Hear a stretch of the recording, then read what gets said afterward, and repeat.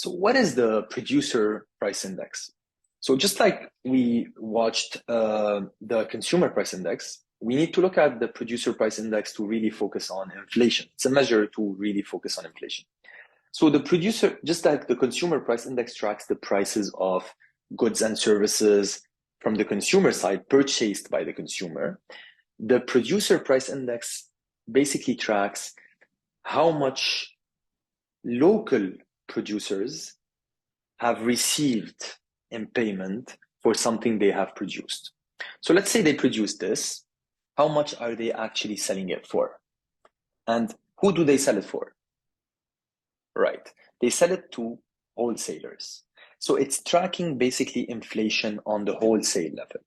And this is a very important indicator to see how inflation is going, but also to see how growth is going. So depending on the economic factors that are in the market, it could be that in periods of growth, the PPI is a good sign for profitability, right? Because obviously they're selling at a higher price. So it will impact positively their revenue.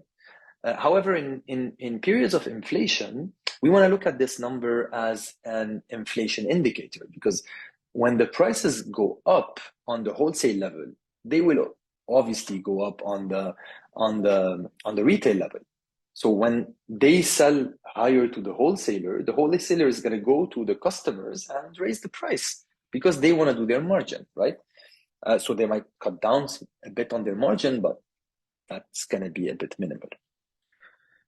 So what we want to look for, because remember, not all these measures are accurate. So if we go into details a bit, these are numbers that are released monthly. They're released basically based on a survey on 100,000 approximately producers that decide to voluntarily disclose their numbers. So you have to look at who does not disclose voluntarily because they're trying to evade taxation, because they're trying to cut on basically a lot of kind of, in a way, regulatory